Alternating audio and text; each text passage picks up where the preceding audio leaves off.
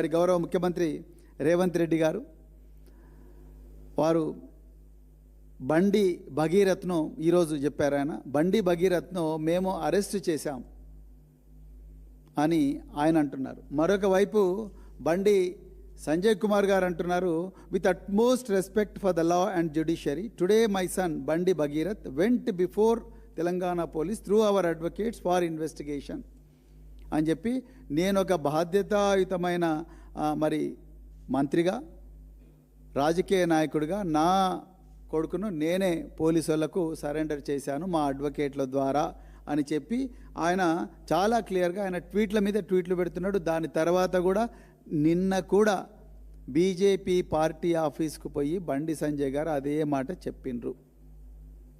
కానీ ముఖ్యమంత్రి గారు మాత్రం ఇవాళ ఒక కొత్త అబద్ధాన్ని మరి మన ముందరకు తీసుకొచ్చిండు. ఏంటంటే మేము బండి భగీరథ్ను మేము అరెస్ట్ చేశాం, ఆయన లొంగిపోలేదు అని అంటున్నాడు. మరి ఇప్పుడు ముఖ్యమంత్రిని నమ్మాలన్నా కేంద్ర హోంశాఖ? మీరు మళ్ళా నన్ను, కేటీఆర్ గారిని, మిగతా నాయకులను ఇష్టం వచ్చినట్టు మాట్లాడుతూ ఉన్నారు. కేటీఆర్ గారికి బండి సంజయ్కి ఏదైనా పంచాయతీ ఉంటే వాళ్ళు తేల్చుకోవాలి, కానీ ఇక్కడ అనవసరంగా ఈ మైనర్ బాలిక విషయంలో రాజకీయాలు ఎందుకు అంటారు. ఇక ప్రవీణ్ కుమార్కు ఆయన ఉద్యోగం పైన తహసీల్దార్ అంటున్నారు. నా ఉద్యోగం పోలేదు రేవంత్ రెడ్డి గారు, నేనే ఉద్యోగం వదులుకున్నా మీలాంటి వాళ్ళ భర్తం పట్టనికే.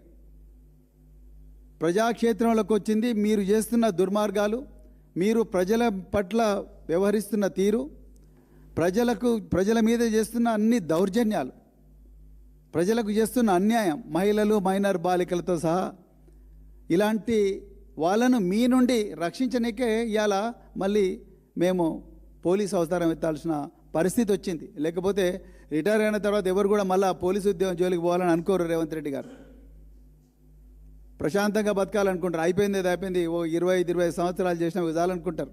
మీరు మళ్ళీ అదే మాట అంటారు. ఆయన మళ్ళీ ఇన్వెస్టిగేషన్ చేయాలని చూస్తున్నాడు. నేను ఇన్వెస్టిగేషన్ చేయాలని నేను ఎప్పుడు అనుకోలేదు, కానీ మీరు ఇన్వెస్టిగేషన్ చేయనందువల్లనే, మీరు ప్రజలకు న్యాయం చేయకపోవడం వల్లనే, మీరు హోంమంత్రిగా ఉండి పోలీస్ స్టేషన్కి వచ్చిన మైనర్ బాలికలు వాళ్ళ తల్లిదండ్రులకు మీరు న్యాయం చేయలేకపోవడం వల్లనే ఈరోజు మేము ప్రజల తరపున మళ్ళొకసారి పోలీసులకు వాళ్ళ బాధ్యత గుర్తు చేసే పని మాత్రమే చేస్తున్నాం.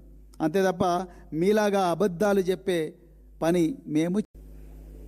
ఇలా మీ ఎంపీ, మీ అనుచరుడైన మీ కాంగ్రెస్ ఎంపీ మల్లు రవి ఏమంటున్నాడు, బండి సంజయ్ మీద లేని సానుభూతి కుమ్మరిచ్చి మాట్లాడుతున్నాడు. ఆయన మీ కాంగ్రెస్ పార్టీ సంస్కృతి అది.